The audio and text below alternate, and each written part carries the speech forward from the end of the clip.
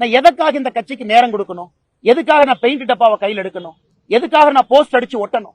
தலைவர்கள் சொகுசுக்காரில போறாங்க. இவ்வளவு பெரிய கட்சியில எத்தனை பேர் எம்எல்ஏ ஆக முடியுங்கன்னா? ஆனா தமிழகத்தை பொறுத்தவரை பாட்டாளி மக்கள் கட்சி தெளிவா வெளிப்படையா வெளியே வந்து சொல்றாங்க, கூட்டணி ஆட்சியில் இருப்ப நாங்க எது கஷ்டப்பட்டு வேலை பார்க்கணும். கிருஷ்ணசாமி அண்ணன் கூட்டணி ஆட்சியில் இருப்போம், நாங்க எது கஷ்டப்பட்டு வேலை பார்க்கணும். தேமுதிக பிரேமலதா அக்கா அவங்க கூட்டணியில் இருக்கணும், நாங்க எது கஷ்டப்பட்டு வேலை பார்க்கணும். கூட்டணி ஆட்சி இன்னைக்கு முதலாக தமிழகத்தினுடைய அரசியல் சரித்திரத்துல எல்லா கட்சிகளும் இதை பேச ஆரம்பிச்சிருக்கிறாங்க. நீங்க நல்லா பாருங்கன்னா, ஏன்னா ஒரு தொண்டனும் வேலையை விட்டுட்டு அவங்க செய்யக்கூடிய வேலையை விட்டுட்டு கட்சிக்காக நேரம் கொடுக்கும் பொழுது அந்த தொண்டை என்ன எதிர்பார்க்கிறான்? நான் எதற்காக இந்த கட்சிக்கு நேரம் கொடுக்கணும்? எதுக்காக நான் பெயிண்ட் டப்பாவை கையில் எடுக்கணும்? எதுக்காக நான் போஸ்ட் அடிச்சு ஒட்டணும்? தலைவர்கள் சொகுசுக்காரில போறாங்க. இவ்வளவு பெரிய கட்சியில எத்தனை பேர் எம்எல்ஏ ஆக முடியுங்கன்னா?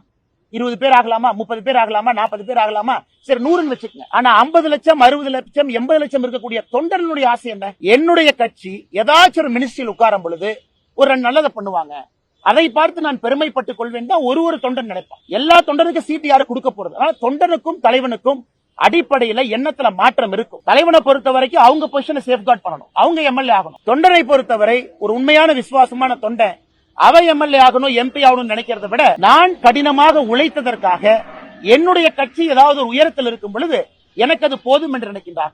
நான் தொடர்ந்து தொண்டர்களுடைய குரலாக பேசிக் கொண்டிருக்கின்றேன். இதுலயும் என்னுடைய தனிப்பட்ட கருத்தை எங்கே நான் பேச, மாண்புமிகு உள்துறை அமைச்சர் அமித்ஷா அவர்கள் பேசிய கருத்தை உங்க முன்னாடி வச்சிருக்கேன். இன்னைக்கு நான் இல்லப்பா இதெல்லாம் எலெக்ஷன் அப்ப பாத்துக்கலாம்னா என்னுடைய தலைவரையா நான் டிஃபெண்ட் பண்ண முடியல. நான் எதுக்கு அரசியல் கட்சியில் இருக்கணும்? நான் எதுக்கு பிஜேபியில் இருக்கணும்? நான் அமித்ஷாஜி அவங்ககிட்ட போன் பண்ணி ஐயா சொல்லுங்க நான் சொல்ல, இது அமித்ஷாஜி அவர்களுடைய கருத்து அவர்கள் சொல்லிய பிறகு நான் அதை ஆமோதித்து ஆம் அமித்ஷாஜி அவர்கள் சொல்லி இருக்கின்றார்கள், இது அவருடைய கருத்து, அவர் பேசாம அவர் சொல்லி இருக்க மாட்டாங்க. ஏற்கனவே சொன்னது போல இந்த கூட்டணி அமைத்ததில் என்னுடைய பங்கு என்பது 0. நான் இதுல எங்கேயுமே தலையில்லை. நான் இன்னைக்கு தொண்டனா என்னுடைய வேலையை பார்த்து கொண்டிருக்கின்றேன்.